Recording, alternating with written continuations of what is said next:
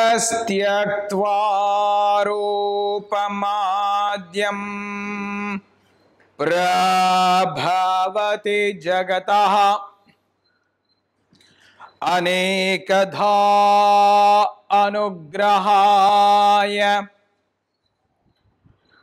प्रक्षीणक्लेशराशिः विषमविषधरः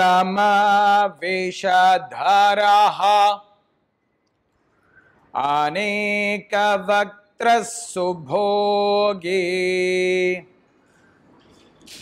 सर्वज्ञानप्रसूतिः भुजगपरिकरः प्रेतये यस्य नित्यम् देवो अहिषः सवो व्यात् सितविमलतनुः योगदो योगयुक्तः योगेन चित्तस्य पदेन वाचां मलं शरीरस्य च वैद्यकेन योपाकरोत्तं प्रवरं मुनीनां पतञ्जलिं प्राञ्जलिरानतोऽस्मि आबाहुपुरुषाकारं शङ्खचक्रासिधारिणम् सहस्रशिरसं श्वेतं प्रणमामि पतञ्जलिं श्रीमते अनन्ताय नागराजाय नमो नमः। भाष्यकृत् सूत्रकृत् चापि निर्मलन्तं स्वरूपिणं ध्यातारं श्रीपतेर्नित्यं पतञ्जलिं नमाम्यहम्। पातञ्जलमहाभाष्य चरक प्रतिसंस्कृतये मनोवाक्काय दोषाणां हर्त्रे अहेपतये नमः।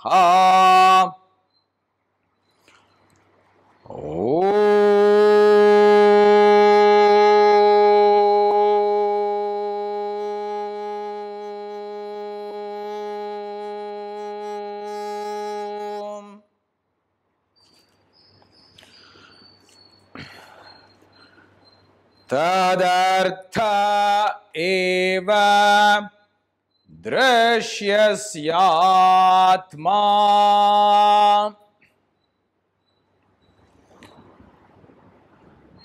कृतार्थं प्रतिनष्टम् अपि अनष्टम्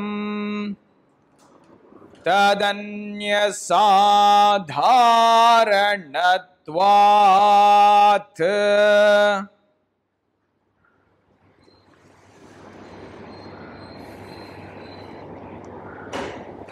So, greetings my friends. Last week we were discussing the sutra that define what is Purusha.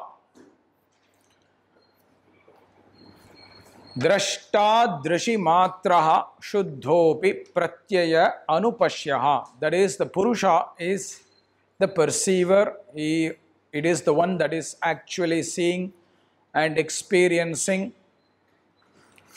However, it is in a situation where even though it is clean, it is pure, it is without any bias, it has to function through Prakriti.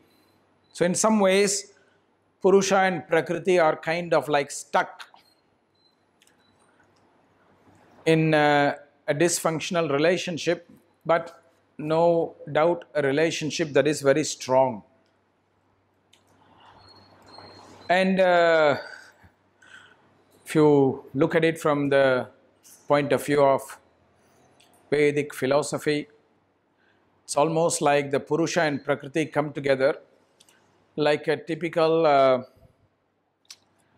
Indian arranged marriage, where there is no choice for either, it just is brought together by some greater forces.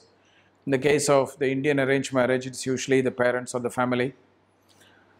But in this case, in the Vedic philosophy, they are saying that based on the karma of our past karmas that we have done, we are somehow put together in this relationship between this Purusha and Prakriti. They come together for fulfilling a particular purpose.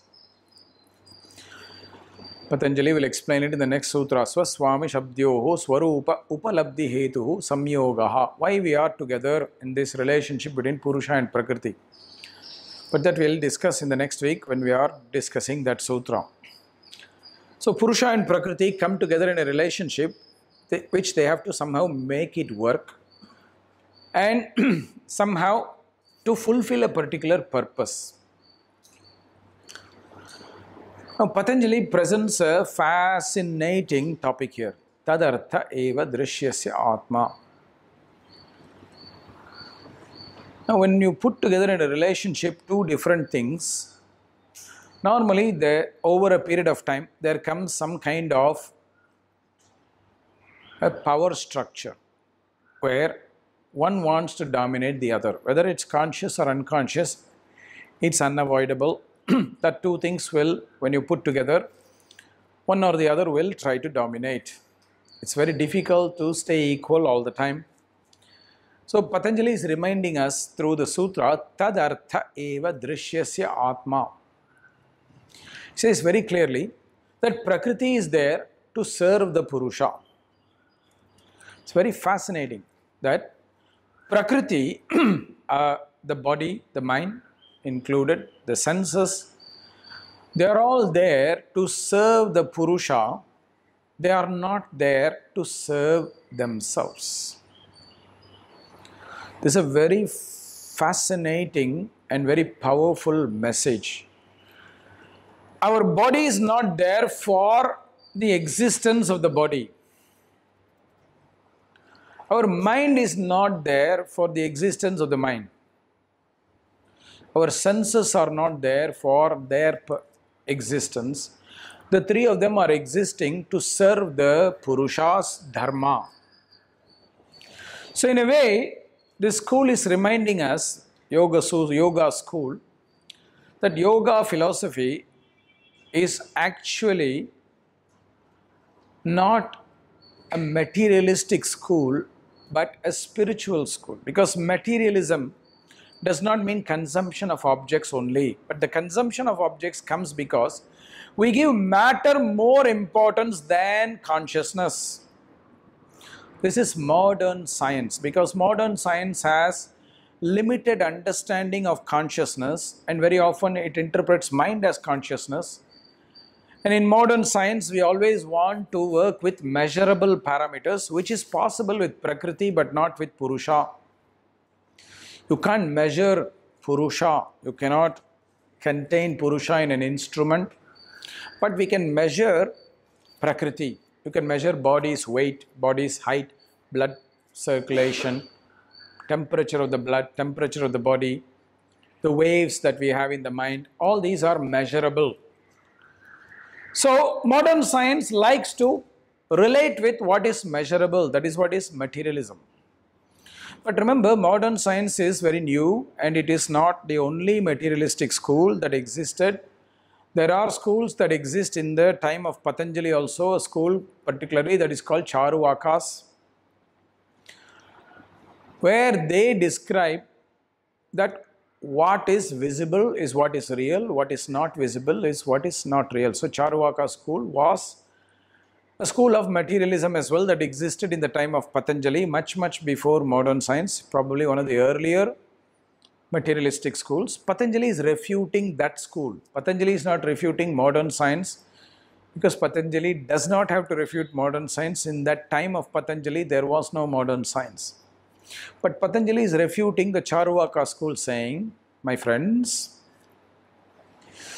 Sankhya school and Yoga school, we are of the believers that Purusha is the master, Prakriti is the instrument through which the master is functioning. So Prakriti exists to serve the Purusha. If you have a body and what we are doing in the body, it's not for the body. Whether we are eating, whether we are bathing, keeping our body clean, whether we are dressing up the body, it's not for the body's sake. That's why when you are eating also in Vedic procedure, they are saying, I'm eating this food for the fulfillment or nourishment of the divine in the heart. We are not eating for our stomach. We are not eating for the body. We are not eating for the liver. We are eating so that what we eat will give nourishment for the body to fulfill the dharma of the Purusha. Because Purusha's dharma is not going to be achieved overnight. That's why in Vedic science we have what is called Nitya Karma and Naimittika Karma. We have actions that are daily. You wake up, you brush your teeth, you go to the toilet, you have a shower, you go to work, come back, cook, eat, sleep. All these are daily actions. Now, why do we need these daily actions? Because we have to fulfill a particular dharma over a long period of time. You want to write a book, that takes few years. So that's the long-term dharma, but that long-term dharma can only be sustained if short-term actions are done.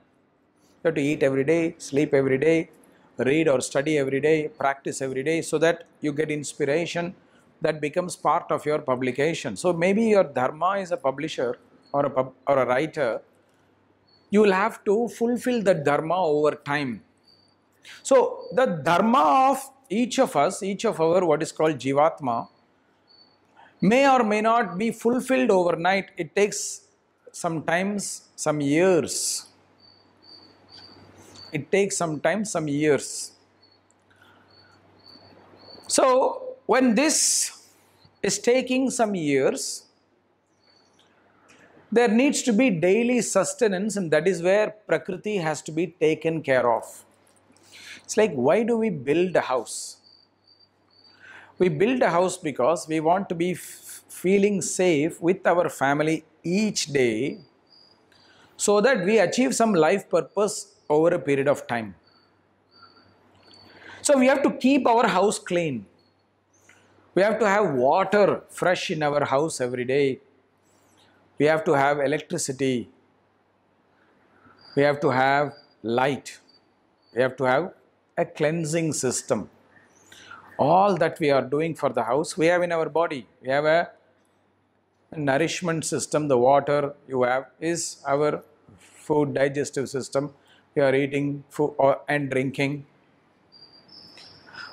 We are cleaning. Our elimination system through urine, through feces, through sweat. We have that system as well. You have, especially nowadays in many cities, we have what is called security systems for apartments and houses where there is a guard or there is video cameras watching who is coming, who is going, so that the family is protected. That is our immune system. So we have all that in our body as well to fulfill some dharma. So that's why Patanjali is reminding us, whatever you do with the Prakriti is important, but remember that that is not for the Prakriti you are doing it. You are doing it for the sake of something else. You are building a house not because you want the house to feel good. You want to feel good in the house.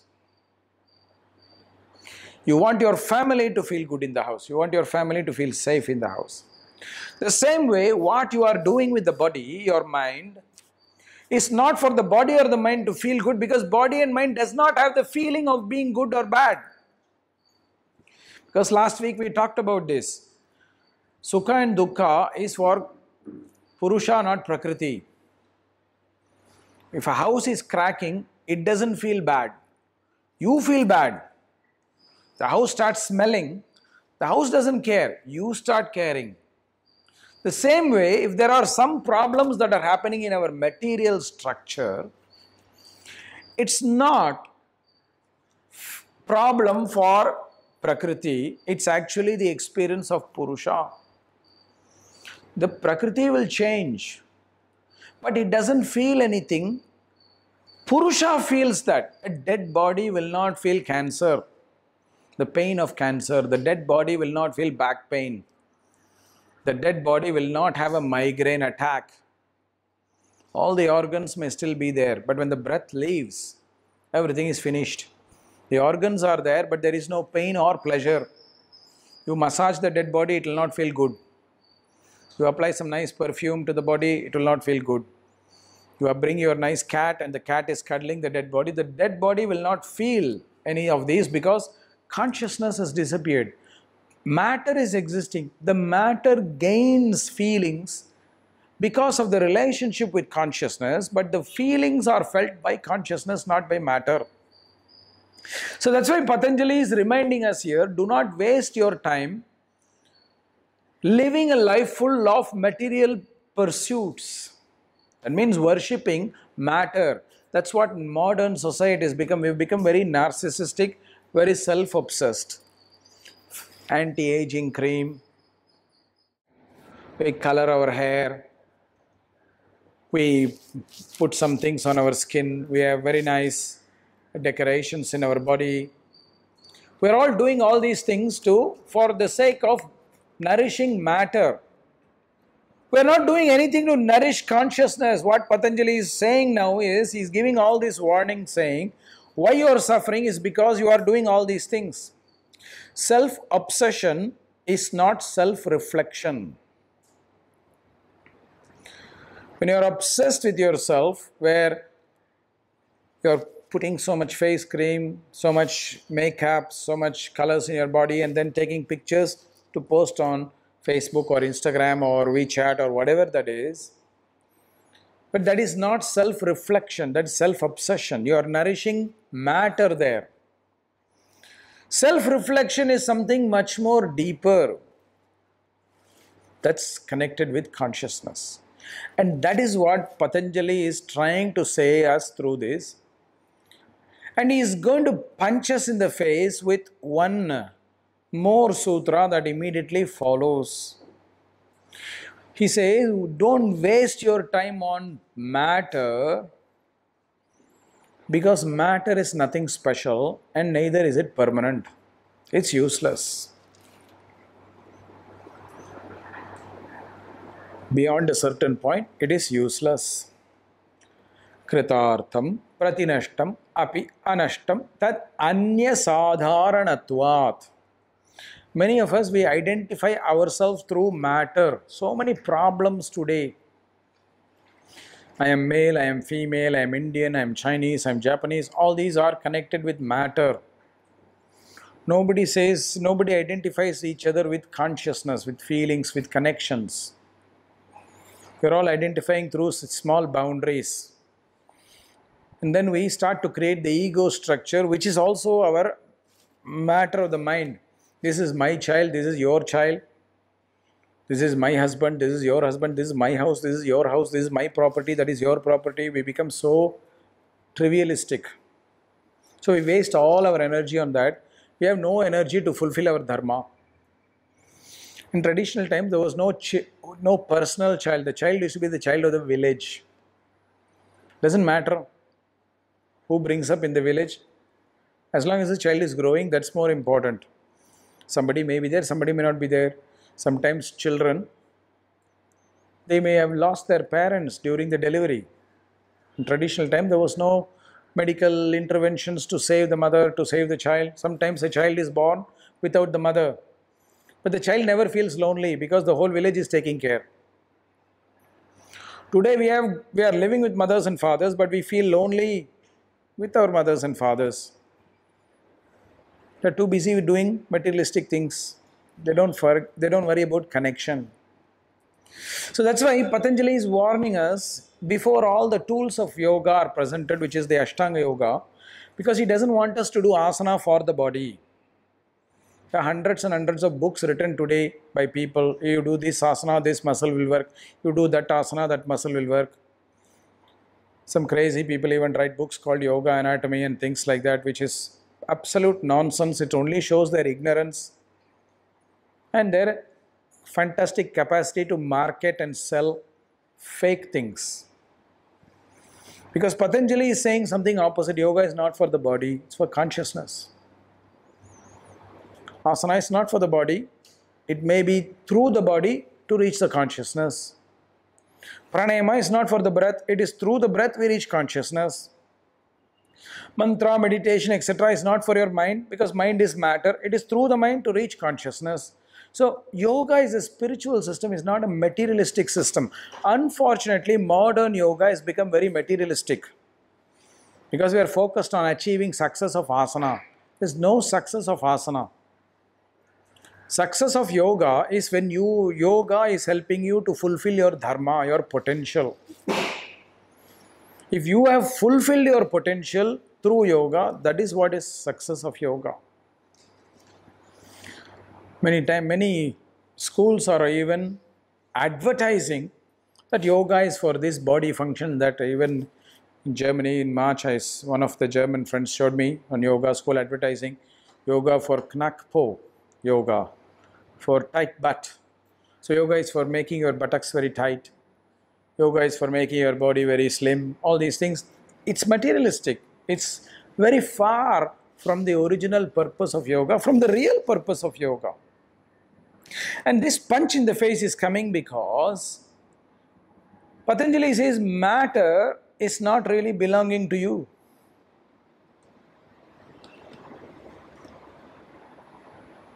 Matter doesn't belong to you. Kritartham pratinashtam api anashtam tad anya sadharanatvat. You are sitting in a chair now listening to my lecture. Now, this chair does not belong to you just because you are sitting in it. Before you, somebody else sat in this chair. After this lecture, you will leave. Maybe there will be another class. Somebody else will sit in this chair. So, just because you are sitting in the chair, it doesn't mean the chair, you are owning the chair. Same. Sometimes it's funny when you are in the flight, you make a mistake and sit in the wrong seat, and somebody comes and says, "You are in my seat." And it's almost as if they own the seat just because they have a seat number in their boarding pass. This is my seat. All seats are more or less the same, but this is my seat, this is your seat. There's not much difference between seat 3A and 4A. One row before, one row in front, or say, 3D and 3E. It's not this. It's all more or less the same, but we are acting as if this belongs to, this is material thinking. Same, the house where you live, it didn't belong to you. Maybe your parents were living there, now they are dead, therefore it becomes to your house. One day you will die, we will die, it will go to our children, it will become theirs. So this house does not belong to us. The matter does not belong to us. Matter is a temporary container. The same with our body and mind. We do not own our body and mind. That's what Patanjali is saying. Kritartham pratinashtam api anashtam tadanya sadharanatvat. This material structure we are using was used by somebody before, will be used by somebody else later. It is merely here for fulfilling this purpose. We were not in this form before our conception. We were probably as blood, we were probably as bones, we were probably as some other form. We were probably as a mango or a pineapple or a fruit that our parents ate. Through the metabolic process, food is getting converted into some nutrients which get absorbed by the blood, which creates the next dhatus, which ultimately results in shukra dhatu, that is the sperm and the egg. That combine to become us. So that is the first stage in the metabolic process. In the second part of the metabolic process, we live our life, we are dead, our body is buried or burnt, or so the form changes and it is put in nature back. Now whatever you are putting back in nature, the dead body or whatever, it becomes fertilizer for a plant. It becomes food for that plant, this body. Or it becomes food for a bird, like a vulture is going to eat the dead body. Like in certain religious groups. Like I think the Parsis, they are leaving the dead body for the vultures to come and get it. So the dead body, which was once our vehicle, now becomes food for another vehicle. You are eating an animal. Now the animal's body was used by the consciousness in the animal for a particular purpose. Now we interfere and we eat it when it's dead, or we kill it and then we eat it.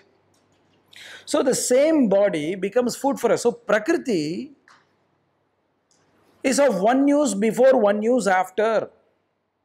That's what Patanjali says. Krita artham. Once the full purpose is fulfilled, it becomes sadharana, normal for something else. There's multiple layers of meaning here. There's nothing special about Prakriti. Prakriti is disposable. Your body, your mind, all these are disposable. One day it's there, one day it's not there. It's like you buy a car to travel, that's your dharma. The dharma of the car is to help you transport from one location to the other. So you are the passenger, you are driving the car. In the older days, they used to make nice cars, so it lasted many years. Nowadays, they want you to buy more cars, so they make the car last for about 3 to 5 years. After 3 to 5 years, the car starts collapsing. So what do? You buy a new car and start driving. So what happens to the old car? It's disposable. It's nothing special anymore. When you bought it, it was special. Now it's no more special because you're not anymore using it. The same with our body. Consciousness uses it for its dharma. Once it's not anymore useful for the dharma, it disposes and goes. That is what is death. Death is the separation of Prakriti and Purusha, the breaking of the relationship between Prakriti and Purusha. Because the Purusha feels that this body is no more useful, is no more able to be the vehicle for my dharma. Very unemotional way of understanding it. The body has become useless. It's not able to fulfill. Why somebody dies young? Why somebody dies old? Not because of accident. Let's say some natural death or some disease or something happens. The disease is making the Prakriti unfit for the purpose of Purusha. So Purusha says, bye-bye, I cannot live here anymore. Purusha is not attached to the Prakriti. The problem is our mind and body start to become attached to the mind and the body. Wants to stay the same. Especially we don't like things like aging, which is such a sad thing. Just think about it. If you don't age, you are staying young all the time, you will see all your family and friends die. Do you really want that? You will not want it after some time. You ask Wolverine, she'll tell you.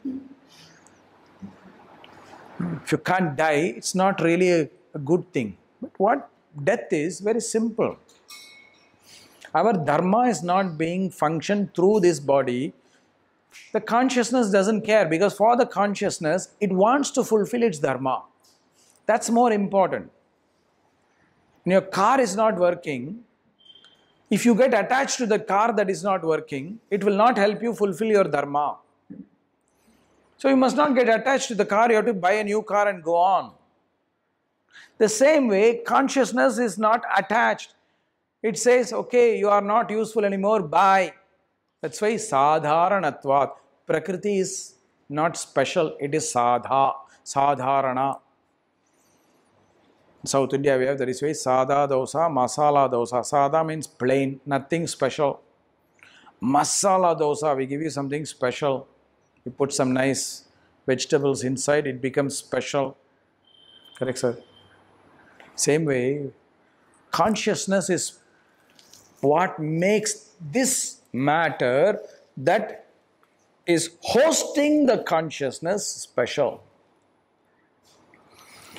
When the consciousness is not anymore living in the same body, the body is not special, it's useless. Nobody cares for a dead body. A dead body is what? To put it very simple, it's disposable. We want to get rid of it as soon as possible. We want to say prayers, thank you for everything, but we want to dispose it. Every culture, we do this. Every species does it. Animals leave the dead and go on. They are not dragging it along. As long as you are alive, you are useful. You are something special. And that speciality is not coming because your body is attractive or your body is healthy. It's because of the chance for us to fulfill our dharma. This is a very powerful message in yoga philosophy, that the existence of this relationship between body and consciousness, Prakriti and Purusha, is for fulfillment of a dharma. It's not just to eat, sleep and procreate. That's what separates us from animals.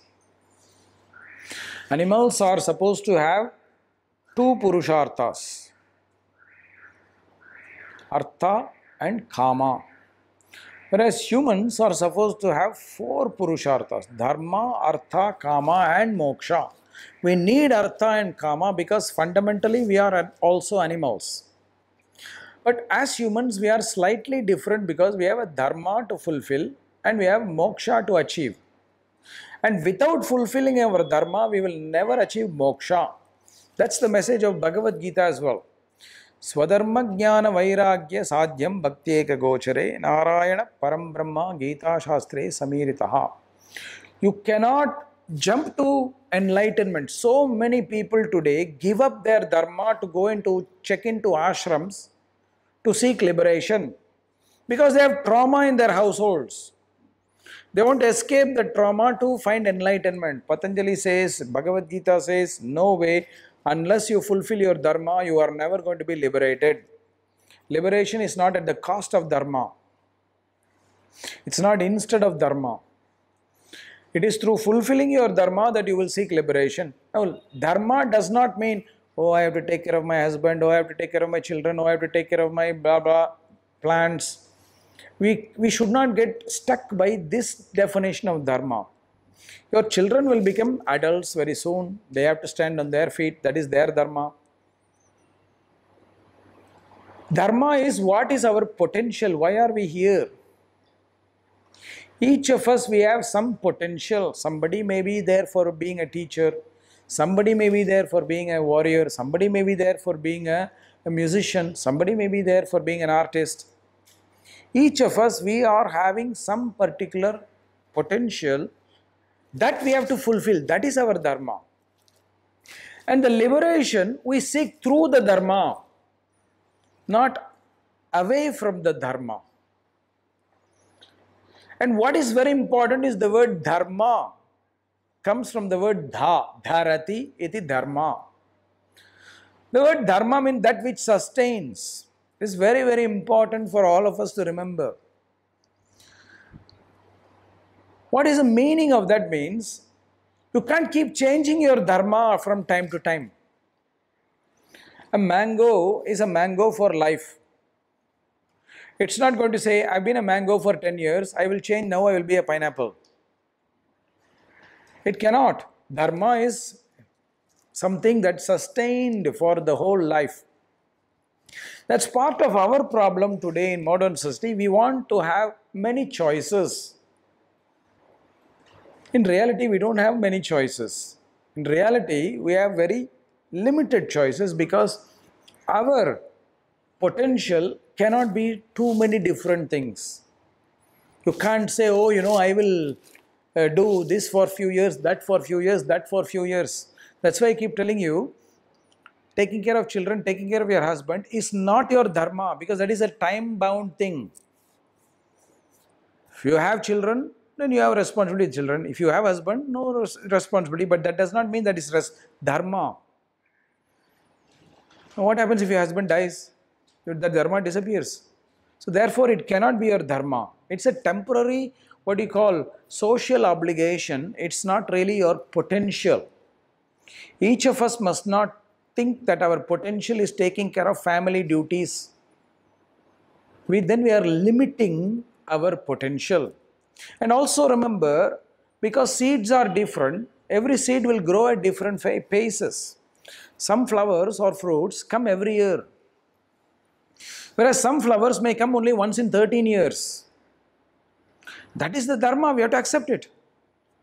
There's a very fascinating flower that only blossoms once every 13 years, and it's a very big festival. When it's blossoming, everybody goes. So you can't expect that flower to blossom throughout the year, every year. Whereas something like a hibiscus is blossoming throughout the year, all the time, every year. So you cannot compare, oh, this should be like that, that should be like this. It's also very important. Our dharma is swadharma, our individual dharma. So that's why these teachings are very important, and Patanjali is reminding us of this uniqueness of dharma and the non-permanence of matter in this sutra. This is a very important message of Patanjali, consistent with his principle of Viniyoga, that we are all different, we are not the same.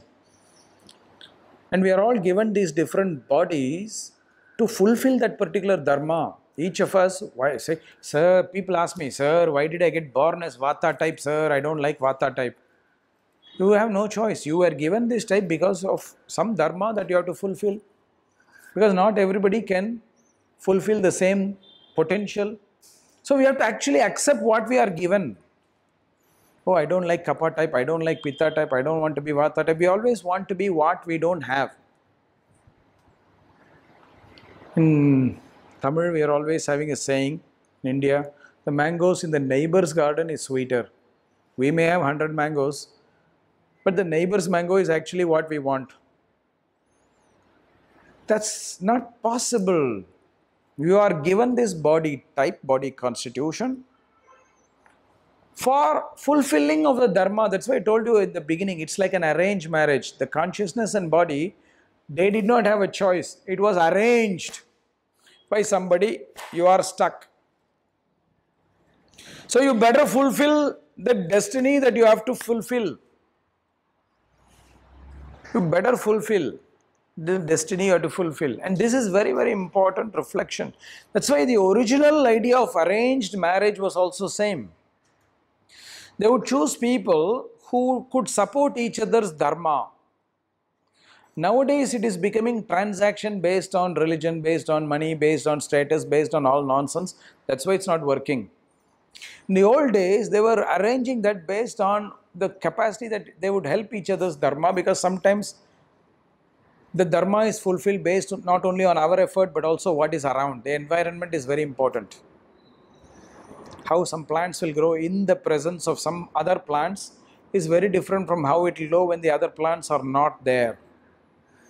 So we have to consider this as well. Then that is very important reason why the ancients arranged marriage accordingly to that particular reason of supporting each other's dharma.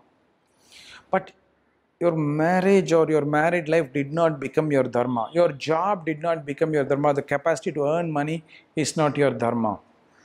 We have to do something more fulfilling in our life that leads us to liberation. We have to be free from dukkham.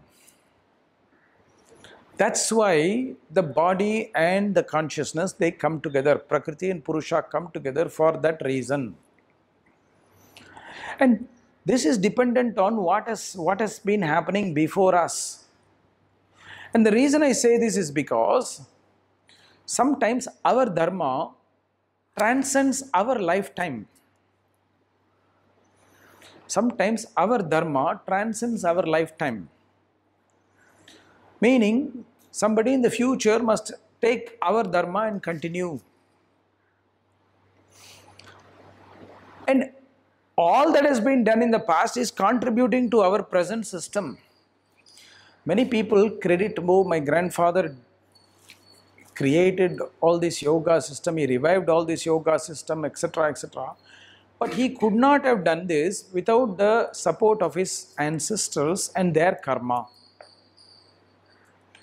The same way, I benefit from that, both the positives and the negatives. The same way, if some of you are here for yoga, it's not only because of you. If you are here as an escape from reality, then it's not going to work. But if you are here to fulfill a particular dharma, then you have been drawn here because of what has been happening in the past. But many people jump into an ashram as an escape to seek liberation, forgetting dharma. That's not going to work.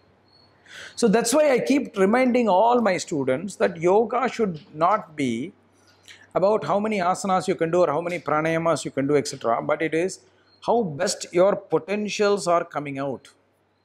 Because unless dharma has an avenue for expression, liberation will not happen. That is what is Patanjali's teaching. Dharma is the platform for liberation. Liberation cannot be at the cost of dharma. And dharma here means very simply your seed potentials. And this matter that we have, body and mind, is for a particular purpose. Not everybody can do the same purpose. Not everybody can fulfill the same purpose. We have to have different dharmas because our seeds are different. And that seed is not dependent on us. It's dependent on what has also happened in the past, our ancestors. Because we are inheriting this from our ancestors, we cannot run away. You can run from one country to another, but that doesn't change your ancestry. You can disown them, but the programming in the blood you cannot remove easily. So that is why this sutra is very significant, these two sutras that are saying, re-look at the relationship between Purusha and Prakriti. Remember who is the master, remember who is the vehicle. The body, mind and senses are not the masters. Matter, materialism is not the master. According to yoga school, consciousness is the master and the matter is there to serve the consciousness. This is the essence of these two sutras, my friends, a very milestone sutra in the second chapter. Kritartham pratinashtam api anashtam tad anya sadharanatvat. It's also the concept of what is called sattvada and parinama. What is the truth? The truth is we don't own this body. It's like the chair example I gave. In Bhagavad Gita, Krishna is explaining the same idea differently. He says, you are changing clothes every day. When you get dirty, you change clothes.